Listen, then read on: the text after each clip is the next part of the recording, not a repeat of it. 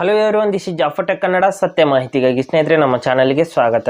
ಸ್ನೇಹಿತರೆ, ಇವತ್ತು ನಾವು ಯೋನೋ SBI ಆ್ಯಪ್ನಲ್ಲಿ ನಾವು ಫೋನ್ ನಂಬರ್ ಮೂಲಕ ಯಾವುದೇ ಒಂದು ವ್ಯಕ್ತಿಗೆ ನಾವು ಹಣವನ್ನು ಯಾವ ರೀತಿ ವರ್ಗಾವಣೆ ಮಾಡೋದು ಅಂತ ಚರ್ಚೆ ಮಾಡೋಣ. ಅದು ಕೂಡ ಯಾವುದೇ ಬ್ಯಾಂಕ್ನ ಒಂದು ಅಕೌಂಟ್ ಇರ್ಬೋದು, ಕೇವಲ ನಾವು ಫೋನ್ ನಂಬರ್ ಮೂಲಕ ಅಥವಾ UPI ಟ್ರಾನ್ಸಾಕ್ಷನ್ನ ನಾವು ಅಲ್ಲಿ ಮಾಡಬಹುದು. ಯೋನೋ SBI ಆ್ಯಪ್ ಮೂಲಕ ನಾವು ಯಾವುದೇ ಫೋನ್ಪೇ ಅಥವಾ ಗೂಗಲ್ ಪೇ ಆ್ಯಪ್ನ ಯೂಸ್ ಮಾಡದೆ ಯೋನೋ SBI ಆ್ಯಪ್ನಲ್ಲಿ ನಾವು ಯಾವುದೇ ಅಕೌಂಟ್ಗೆ ಕೇವಲ ಫೋನ್ ನಂಬರ್ ಮೂಲಕ ನಾವು ಹಣವನ್ನು ವರ್ಗಾವಣೆ ಮಾಡಬಹುದು.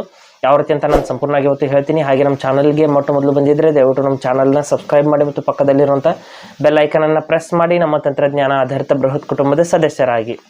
ಸ್ನೇಹಿತರೆ, ಮೊದಲು ಯೋನೋ SBI ಆ್ಯಪ್ನ ನಾನು ಓಪನ್ ಮಾಡಿಬಿಟ್ಟು ನಿಮಗೆ ತೋರಿಸ್ತೀನಿ. ನೋಡಿ ಯಾವ ರೀತಿ ಪ್ರೊಸೆಸ್ ಇರುತ್ತೆ ಅಂತ. ಆ್ಯಪ್ನ ಓಪನ್ ಮಾಡ್ಕೊಂಡಿದ್ದೀನಿ. ನೀವು ಈ ಆ್ಯಪಲ್ಲಿ ಆಲ್ರೆಡಿ UPIನ ಆ್ಯಕ್ಟಿವೇಟ್ ಮಾಡ್ಕೊಂಡಿದ್ರೆ ಇಲ್ಲಿ ನೋಡಿ ಪೇ ಟು ಕಾಂಟ್ಯಾಕ್ಟ್ ಅಂತ ನೇರವಾಗಿ ನೀವು ಲಾಗಿನ್ ಮಾಡದೆ ಇಲ್ಲಿಂದನೇ ಈ ಆಪ್ಷನ್ ಮೂಲಕ ಕ್ಲಿಕ್ ಮಾಡಿಬಿಟ್ಟು ನೀವು ನಿಮ್ಮ ಒಂದು ಇಲ್ಲಿ ಪೇಮೆಂಟ್ ಮಾಡಬಹುದು. ಅಥವಾ ಇದುವರೆಗೂ ನೀವು UPIಲಿ ಈ ಆ್ಯಪ್ನಲ್ಲಿ ಕೂಡ ಬೇರೆ UPIನ ನಾವು ಆ್ಯಕ್ಟಿವೇಟ್ ಮಾಡ್ಕೋಬೇಕಾಗುತ್ತೆ. ನೀವು ಮಾಡ್ಕೊಂಡಿಲ್ಲ ಅಂದರೆ ಮೊದಲು ಲಾಗಿನ್ ಮಾಡ್ಕೊಳ್ಳಿ. ಮೇಲ್ಗಡೆ ಪಿನ್ನನ್ನು ಹಾಕಿಬಿಟ್ಟು ಲಾಗಿನ್ ಮಾಡಿಬಿಟ್ಟು ನಾನು ತೋರಿಸ್ತೀನಿ ಯಾವ ರೀತಿ ಮಾಡಬೇಕು ಅಂತ. ಮಾಡಿದ ನಂತರದಲ್ಲಿ ಇಲ್ಲಿ ಯೋನೋ ಪೇ ಅಂತ ಒಂದು ಆಪ್ಷನ್ ಇರುತ್ತೆ ಸ್ನೇಹಿತರೆ. ಈ ಕಡೆಗೆ ಇಲ್ಲಿ ನೋಡಿ, ಇಲ್ಲಿ ಈ ಡ್ಯಾಶ್ಬೋರ್ಡ್ನಲ್ಲಿ ಯೋನೋ ಪೇ ಅಂತ ಒಂದು ಆಪ್ಷನ್ ಇರುತ್ತೆ. ಆ ಒಂದು ಆಪ್ಷನ್ ಮೇಲೆ ಕ್ಲಿಕ್ ಮಾಡ್ಕೊಳ್ಳಿ. ಯೋನೋ ಪೇ ಮೇಲೆ ಕ್ಲಿಕ್ ಮಾಡಿದ ನಂತರದಲ್ಲಿ ಈ ರೀತಿ ಒಂದು ಆಪ್ಷನ್ಸ್ಗಳು ಓಪನ್ ಆಗಿ ಬರುತ್ತೆ. ಕ್ವಿಕ್ ಟ್ರಾನ್ಸ್ಫರು ಎಲ್ಲ ಬೇರೆ ಬೇರೆ ಆಪ್ಷನ್ಸ್ಗಳು ಇರುತ್ತೆ. ಇಲ್ಲಿ UPI ಅಂತ ಇದೆ, UPI ಮೇಲೆ ಕ್ಲಿಕ್ ಮಾಡ್ಕೊಳ್ಳಿ. UPI ಮೇಲೆ ಕ್ಲಿಕ್ ಮಾಡಿದ ನಂತರದಲ್ಲಿ ಇಲ್ಲಿದೆ ನೋಡಿ, ಈ ಒಂದು UPI ಆಪ್ಷನ್ ಮೇಲೆ ಕ್ಲಿಕ್ ಮಾಡ್ಕೊಳ್ಳಿ. ಮಾಡಿದ ತಕ್ಷಣದಲ್ಲಿ ನಿಮ್ಮ ಒಂದು ಅಲ್ಲಿ UPI ರಿಜಿಸ್ಟರ್ ಆಗಿಲ್ಲ ಅಂದರೆ ಒಂದು SMS ಮೂಲಕ ವೆರಿಫೈ ಆಗಿಬಿಟ್ಟು ಇಲ್ಲಿ ರಿಜಿಸ್ಟರ್ ಆಗುತ್ತೆ ಸ್ನೇಹಿತರೆ. ಆದ ತಕ್ಷಣದಲ್ಲಿ ನಿಮಗೆ ಈ ರೀತಿ ಒಂದು ಡ್ಯಾಶ್ಬೋರ್ಡ್ ಬರುತ್ತೆ. ನಾನು ಆಲ್ರೆಡಿ ರಿಜಿಸ್ಟರ್ ಮಾಡಿದ್ದೀನಿ.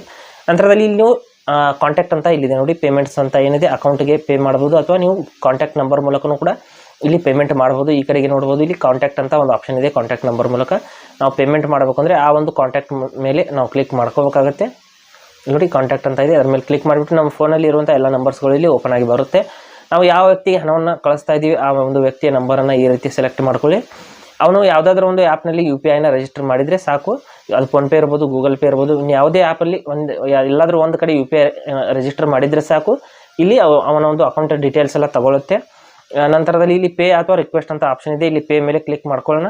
ಮಾಡಿದ ನಂತರದಲ್ಲಿ ಅಮೌಂಟನ್ನು ನಾವು ಇಲ್ಲಿ ಎಂಟರ್ ಮಾಡಬೇಕಾಗುತ್ತೆ, ಎಷ್ಟು ಅಮೌಂಟನ್ನು ನಾವು ಪೇ ಮಾಡ್ತಾ ಇದ್ದೀವಿ ಅಂತ. ನಂತರದಲ್ಲಿ ಇಲ್ಲಿ ಕೆಳಗಡೆ ಬ್ಯಾಂಕ್ ಅಕೌಂಟ್ ಅನ್ನೋದು ನೇರವಾಗಿ ಸೆಲೆಕ್ಟ್ ಆಗಿದೆ. ನಾನು ಅಮೌಂಟನ್ನು ಎಂಟರ್ ಮಾಡಿದ್ದೀನಿ. ಮೇಲ್ಗಡೆ ಹೆಸರು ಕೂಡ ತಗೊಂಡಿದೆ ಸ್ನೇಹಿತರೆ. ನಂತರದಲ್ಲಿ ಇಲ್ಲಿ ಪೇ ಅಂತ ನಾನು ಕ್ಲಿಕ್ ಮಾಡ್ತೀನಿ. ಮಾಡಿದ ತಕ್ಷಣದಲ್ಲಿ ನಾವು ನಮ್ಮ ಒಂದು UPI ನಂಬರ್ನ ಹಾಕಿಬಿಟ್ಟು ಇಲ್ಲಿ ಪೇಮೆಂಟನ್ನು ಕಂಪ್ಲೀಟ್ ಮಾಡಬೇಕಾಗುತ್ತೆ. ಇಲ್ಲಿ ನೋಡಿ, ಇಲ್ಲಿ UPI ನಂಬರ್ನ ಹಾಕ್ತೀನಿ. ಹಾಕಿಬಿಟ್ಟು ರೈಟ್ ಮಾರ್ಕ್ ಮೇಲೆ ಕ್ಲಿಕ್ ಮಾಡ್ಕೋತೀನಿ. ಮಾಡಿದ ತಕ್ಷಣದಲ್ಲಿ ನಮ್ಮ ಪೇಮೆಂಟ್ ಅನ್ನೋದು ಯೋನೋ SBI ಆ್ಯಪ್ ಮೂಲಕ ಇಲ್ಲಿ ಪೇಮೆಂಟ್ ಅನ್ನೋದು ಸಕ್ಸಸ್ಫುಲ್ಲಾಗಿ ಪೇ ಆಗುತ್ತೆ. ಇಲ್ಲಿ ಅವರ ಹತ್ರನೂ ಯೋನೋ SBI ಆ್ಯಪ್ ಇರಲೇಬೇಕು ಅಂತ ಏನೂ ಇಲ್ಲ ಸ್ನೇಹಿತರೆ. ಇಲ್ಲಿ ನೋಡಿ ಪೇಮೆಂಟ್ ಸಕ್ಸಸ್ಫುಲ್ ಅಂತ ಬಂತು. ಆ ಅಮೌಂಟ್ ಕೂಡ ಅವರಿಗೆ ಒಂದು ರಿಸೀವ್ ಆಗಿರುತ್ತೆ. ಇಲ್ಲಿ ನಾನು ಪೇಮೆಂಟ್ ಮಾಡಿರೋದು ಯೋನೋ SBI ಆ್ಯಪ್ ಹೋಲ್ಡರ್ ಅಲ್ಲ, ಇದು SBI ಬ್ಯಾಂಕ್ ಕೂಡ ಅಲ್ಲ ಸ್ನೇಹಿತರೆ. ಬೇರೆ ಬ್ಯಾಂಕ್ ಅಕೌಂಟಿಗೆ ನಾನು ಒಂದು ಹಣವನ್ನು ವರ್ಗಾವಣೆ ಮಾಡಿದ್ದೀನಿ. ಇಲ್ಲಿ ಅವರು ಯಾವುದಾದ್ರೂ ಒಂದು ಆ್ಯಪಲ್ಲಿ UPI ರಿಜಿಸ್ಟರ್ ಮಾಡ್ಕೊಂಡಿದ್ರೆ ಸಾಕು. ಅವರ ಒಂದು ಅಕೌಂಟ್ ಡೀಟೇಲ್ಸ್ ಎಲ್ಲ ಇಲ್ಲಿ ಅವರ ಫೋನ್ ನಂಬರ್ ಮೂಲಕನೇ ತೊಗೊಂಡ್ಬಿಟ್ಟು ಅಮೌಂಟ್ ಅನ್ನೋದು ಸಕ್ಸಸ್ಫುಲ್ಲಾಗಿ ಟ್ರಾನ್ಸ್ಫರ್ ಆಗುತ್ತೆ. ಈ ರೀತಿ ನಾವು ಈಸಿಯಾಗಿ ಯೋನೋ SBI ಆ್ಯಪ್ನಲ್ಲಿ UPIನ ರಿಜಿಸ್ಟರ್ ಮಾಡ್ಕೊಂಡ್ಬಿಟ್ಟು ಪೇಮೆಂಟನ್ನು ಮಾಡ್ಕೋಬಹುದು.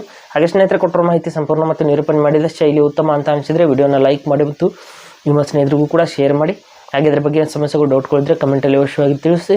ಮುಂದಿನ ವಿಡಿಯೋದಲ್ಲಿ ಮತ್ತೊಂದು ಹೊಸ ವಿಷಯದೊಂದಿಗೆ ಇದ್ದೇ ಇರ್ತೀನಿ. ಮುಂದೆ ಬರ್ತೀವಿ. ಅಲ್ಲಿವರೆಗೂ ಟೇಕ್ ಕೇರ್.